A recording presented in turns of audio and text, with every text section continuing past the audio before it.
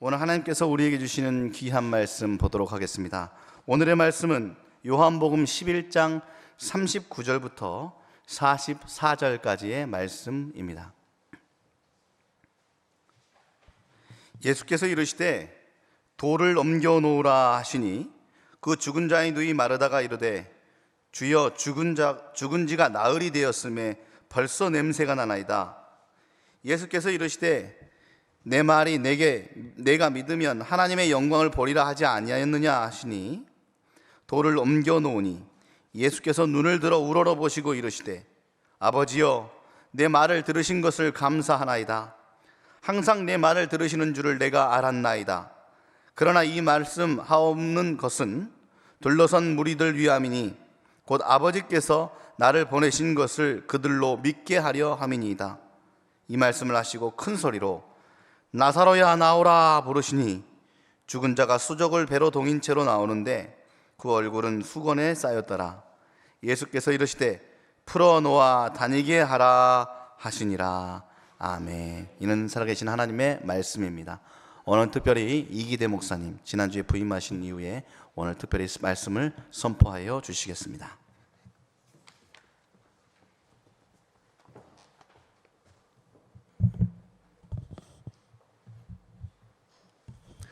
개척교회라고 해서 각오는 하고 왔으나 부임 때부터 찬양 인도를 시키고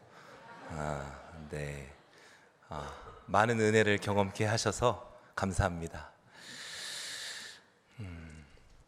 1980년 첫 공연을 시작으로 올해까지 44년 동안 매년 12월이 되면 상연되는 연극이 하나 있습니다.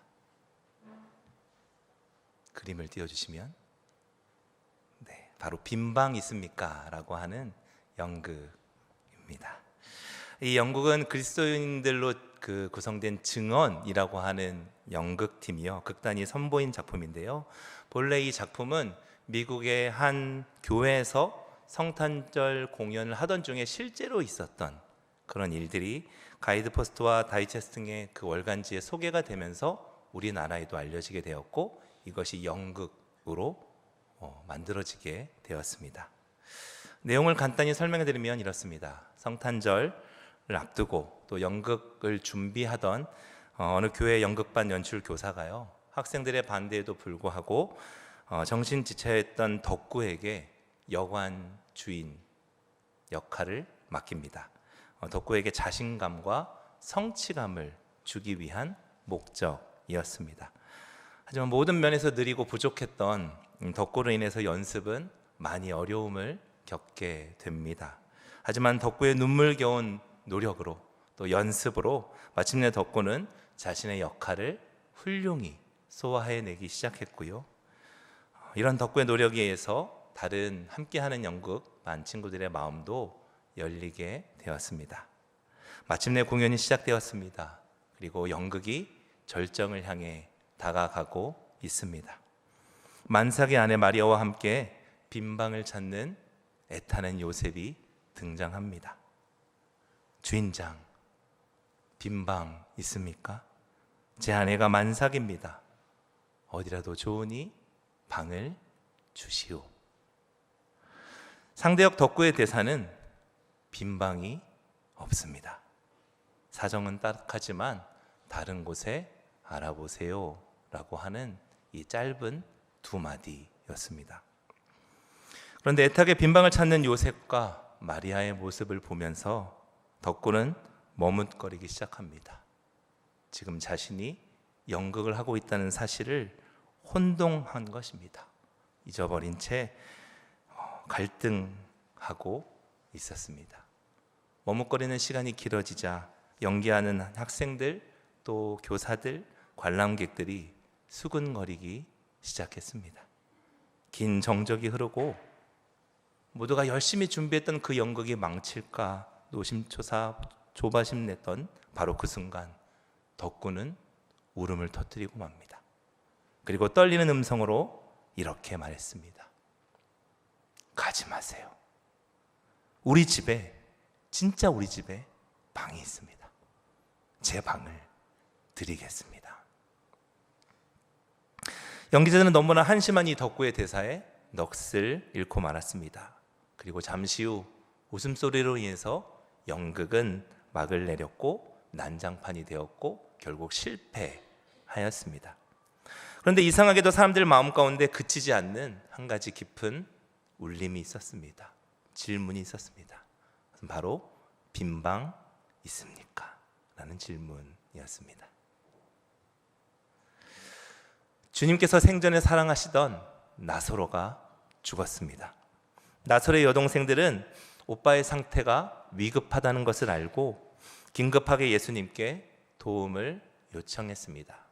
그런데 예수님은 생각만큼 빨리 오지 않으셨습니다. 이미 오실 때가 되었음에도 불구하고 오지 않으셨습니다.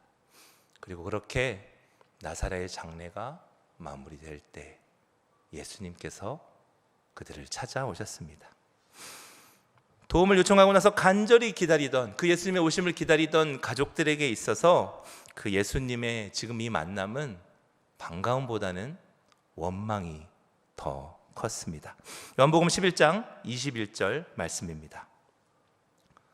마르다가 예수께 여짜오되 주께서 여기 계셨더라면 내 오라버니가 죽지 아니하였겠나이다. 짧은 한마디이지만요, 이 한마디를 통해서 이 마르다의 예수님을 향한 원망의 마음이 드러나고 있습니다. 마르다는 조금 예수님이랑 뭔가, 마리아는 달랐을까요? 아니요, 마리아도 동일했습니다. 요한복음 11장 32절 말씀입니다. 마리아가 주께서 여기 계셨더라면 내 오라버니가 죽지 아니하였겠나이다 하더라. 동일한, 똑같은 원망의 고백을 하고 있는 것을 보게 됩니다. 그리고 사실 우리는 이 말씀을 접하면서 우리의 삶 가운데도 경험하게 되는 한 가지 불편한 사실을 직면하게 됩니다. 바로 예수님이 사랑하시는 나사로의 죽음이라고 하는 사실입니다. 설교를 준비하면서 제가 궁금해서 예수님이 사랑하시는 혹시 다른 사람들은 없었는지를 한번 찾아봤습니다. 성경 어플이나 이런 것들을 통해서 같이 말씀도 보면서 찾아봤는데요, 일단은 예수님의 말씀에 순종할 때 사랑하시겠다 약속하셨던 조건부 사랑의 불특정 대상자들이 있습니다. 고급지죠? 제가 만드는 표현입니다. 조건부 사랑의 불특정 대상자들. 요한복음 14장 21절 말씀을 우리 함께 같이 읽어보도록 하겠습니다. 나의 사랑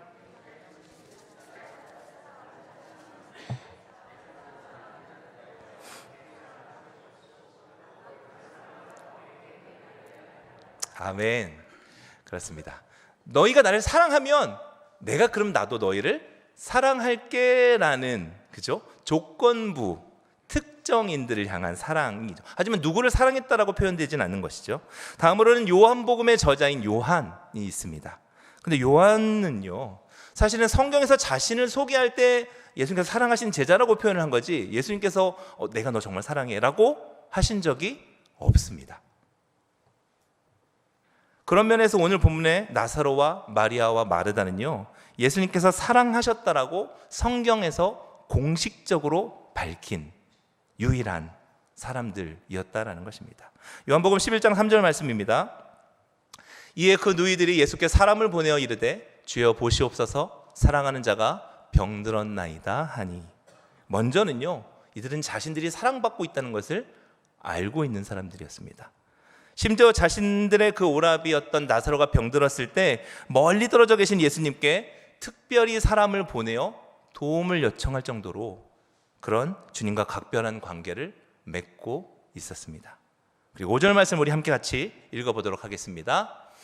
예수께서 본래 마르다와 그 동생과 나사로를 사랑하셨더니, 그렇죠, 예수님께서 정말 이 남매들을 사랑하셨다라고 성경에 명확하게 적혀 있다라는 것이죠. 얼마나 영광스러운 일입니까? 심지어 5절 말씀을 보게 되면, 이 나사로 35절 말씀을 보게 되면 예수님께서 사랑하시는 그 나사로의 무덤 앞에서 눈물까지 흘리셨다라고 성경은 말씀하고 있습니다.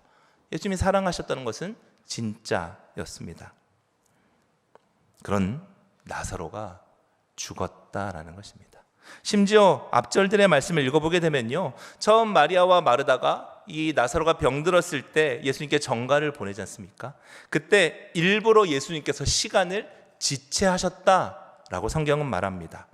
우리들의 입장에서는요, 내가 누군가를 사랑하게 되면, 내가 누군가를 정말 좋아하면, 어떤 일이 생기거나 그 사람에게 무슨 일이 생기면 가장 먼저 달려가야 하는 것이 당연합니다.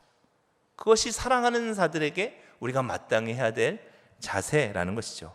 그런데 오늘 본문 6절은 이렇게 말씀합니다. 제가 읽겠습니다. 나사로가 병들었다 함을 들으시고 그 계시던 곳에 이틀을 더 유하시고. 아프다는 얘기 들으셨고, 급하다는 얘기 들으셨고, 심지어 사랑하는 나사로가 아픈데 이틀을 더 유하셨다라고 말씀하고 있습니다. 지금 사랑하는 나사로가 생사의 기로에 서 있는데, 지금 당장 급하게 가도 모자랄 판인데 나사로를 죽을 때까지 내버려 두셨다라는 것입니다. 이것이 우리의 삶의 문제입니다. 왜 나는 예수님을 사랑하는데, 예수님이 나를 사랑하는 것도 내가 확신하는데, 왜 나의 삶의 문제들은 여전히 남아있는가? 왜 예수님은 나를 병든 상태로 남겨두시는가? 아니, 병든 상태가 아니라 죽음까지, 바닥까지 왜 나를 그렇게 내버려 두시는가? 우리 또한 우리의 그 삶 가운데 고민하며 부딪히게 된다라는 것입니다. 그런데 우리가 여기서 기억해야 될 사실이 두 가지가 있습니다. 첫 번째는요, 나의 시간과 우리 주님의 시간에는 차이가 있을 수 있다라는 사실입니다. 우리는 항상 지금, 당장입니다. 주님은요, 정하신 때입니다. 아이들을 키우다 보니까 이것이 조금 더 이해가 되는 것 같습니다. 아이들은 항상 지금 아니면 당장입니다. 아빠, 이거 필요해요.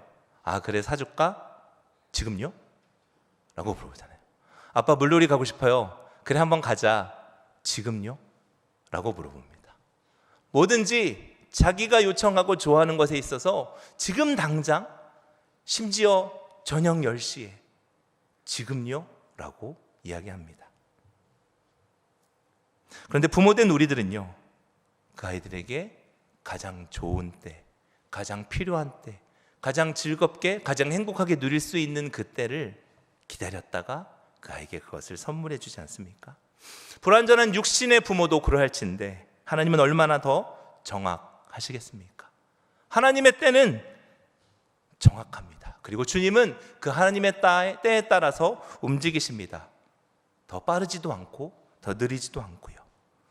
그래서 혹시 여러분, 지금 있는 나의 그 삶의 문제 가운데 내가 기도하는 것들, 그 응답이 나의 시간표와 하나님의 시간표가 조금 다를지라도 조급해하지 마시기 바랍니다. 우리가 또 한 가지 기억해야 할 것은, 우리가 받고자 하는 것과 하나님이 주고자 하시는 것이 다를 수 있다라는 것입니다. 지금 마리아와 마르다에게 있어서 가장 그들이 기다리는 것은 무엇이었습니까? 예수님이 조금 빨리 오시는 것. 그래서 지금 아픈 나사로의 병이 낫게 되는 것이었습니다. 그런데요, 예수님이 원하셨던 것은요, 단순히 그 병이 낫는 것 정도가 아니라 죽은 자가 일어나는, 세상에서 경험할 수 없는 그 놀라운 경험을 그들에게 주고자 하셨습니다. 이 일을 통해서 세상에 줄 수 없는 하늘에서 주시는 그 구원의 기쁨, 그 부활의 기쁨을 주고 싶어 하셨다라는 것입니다. 오늘 앞절에 있는 말씀들을 좀 빠르게 읽어보도록 하겠습니다. 7절 말씀입니다. 유대로 다시 가자. 8절 말씀을 보면 또 그리로 가시려 하나이까. 11절 내가 깨우러 가노라 라고 말씀합니다. 이틀을 더 유하셨던 예수님께서는요, 마치 모두가 예수님께서 이 나사로를 잊어버린 것처럼 느껴졌지만 계속해서 나사로를 기억하고 계셨고 잊지 않고 계셨고, 그에게 치유와 회복보다 더 놀라운 부활의 기쁨을 선물해 주기 위해서 움직이셨다라는 것입니다. 그러면 우리가 예수님의 그 사랑하는 나사로의 죽음을 보면서 우리가 기억해야 할 사실이 있습니다. 하나님은 사랑하는 우리의 신음소리를 결코 외면하지 않으신다는 사실입니다. 하나님은 사랑하는 우리들을 절대로 포기하지 않으신다는 사실입니다. 다만 하나님과 우리의 시간이 다를 수 있다. 내가 구하는 작은 것보다 더 크고 놀라운 것들을 하나님께서 예비하시고 준비하실 수 있다. 그럼 우리는 조금 더 인내하며 기다려야 하는 것입니다. 그것이 설령 죽음일지라도 주님께서 무덤 같은 내 삶 가운데 찾아오셔서 죽어가는 시체 같은 내 마음을 깨워주실 것입니다. 그러므로 더 이상 의심하거나 조급해하지 말고 우리에게 부으실 하나님의 은혜와 사랑을 기대하며 기다리는 이 대림절 되시길 주님의 이름으로 축복합니다. 아멘. 이제 주님은 나사렛의 무덤 앞으로 발을 옮기셨습니다. 자신을 따라온 사람들을 향하여 무덤 앞에 가로막혀 있는 돌을 옮겨 놓을 것을 명령하셨습니다. 그러자 마르다가 주님 앞을 가로막고 이렇게 이야기합니다. 우리 요한복음 11장 39절의 말씀을 함께 읽도록 하겠습니다.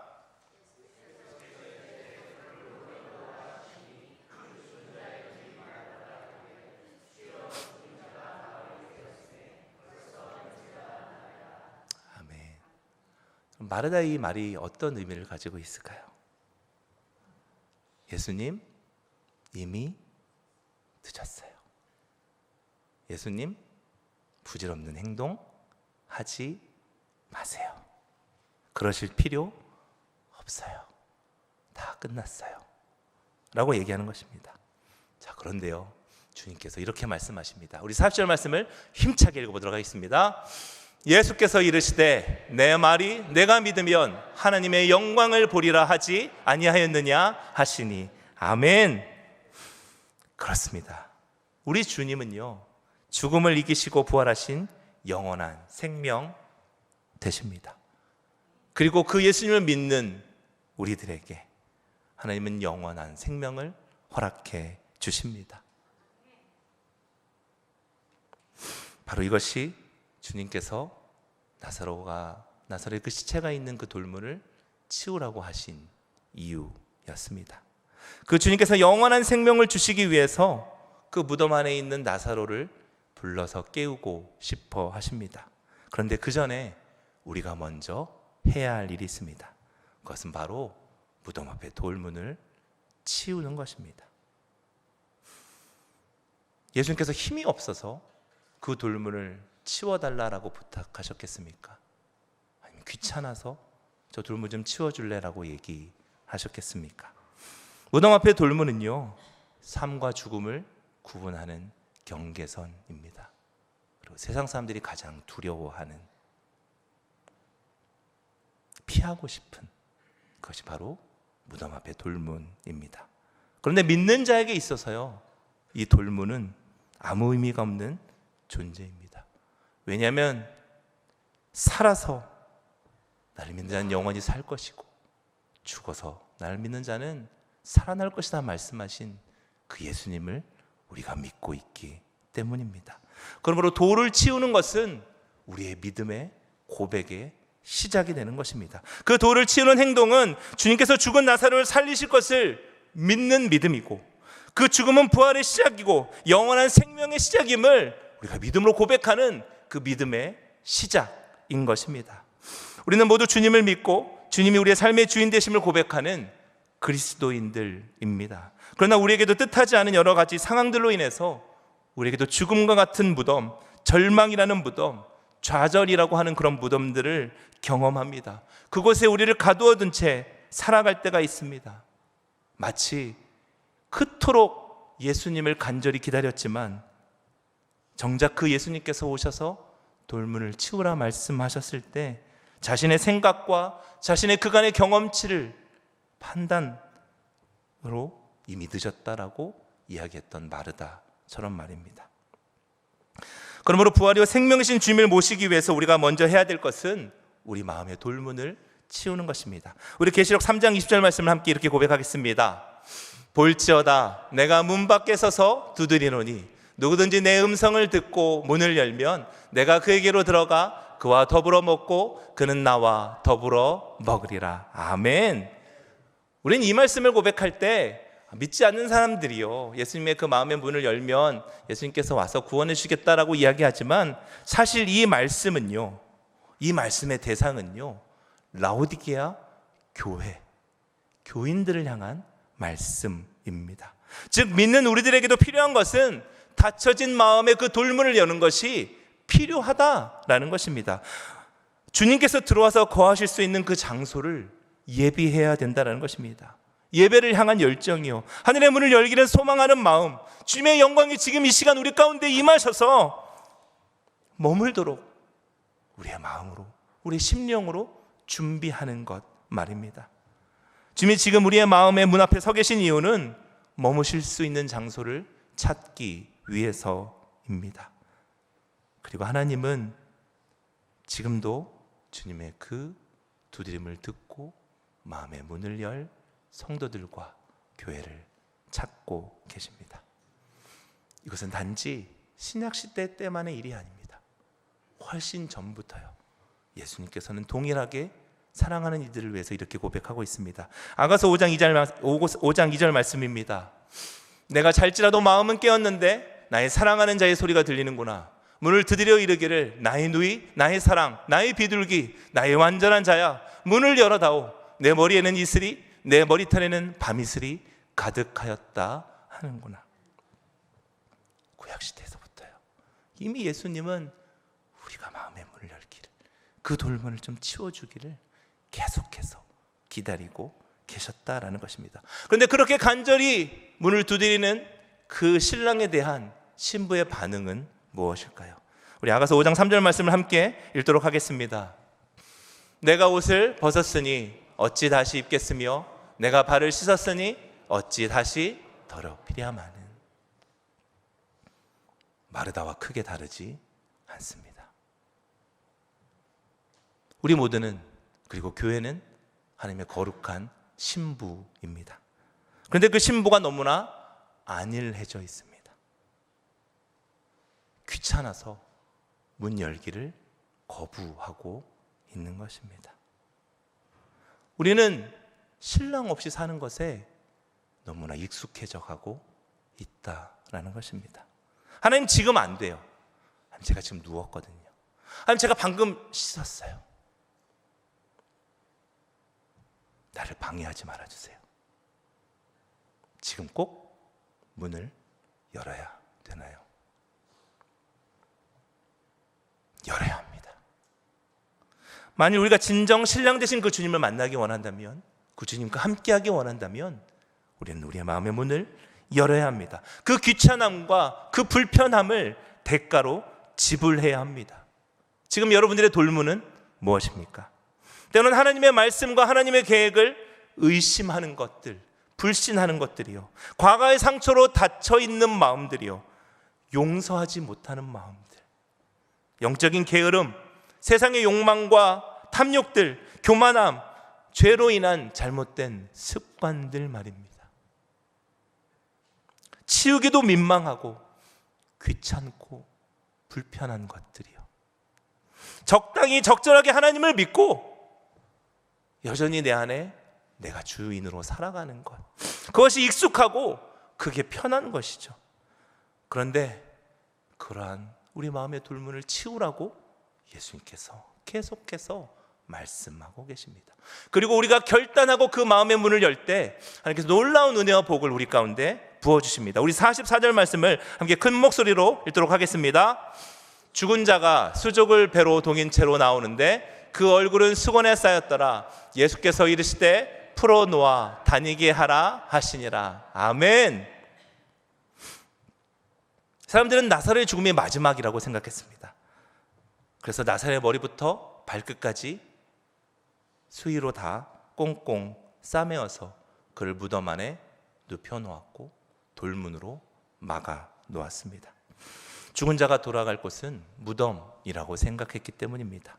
그런데 주님은 그 돌문을 열게 한 후에 그 무덤 속에 누워있던 나사로를 무덤 바깥으로 불러내셨습니다. 그를 묶어놨던 모든 수의를 다 풀어 헤친 후에 놓아 다니게 하라라고 말씀하셨습니다. 주님을 믿는 자들에게 있어서는 무덤이 결코 종착역이 될 수 없습니다. 왜냐하면 우리는 부활이요 생명이신 주님을 믿는 자들이기 때문입니다.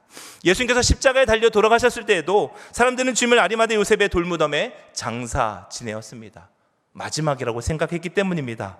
그러나 주님께서는 그 무덤을 열고 나오셨습니다. 스스로 열고 나오셨고 죽음이나 무덤이 주님을 가두어줄 수 없음을 다시 한번 온 세상에 보여주셨습니다. 그 부활의 주님이 우리의 주님 되십니다. 대림절 셋째 주일을 보내고 있습니다. 주님이 우리에게 오셨습니다. 주님의 노크 소리가 들리십니까? 그 주님께서 우리에게 묻고 계십니다.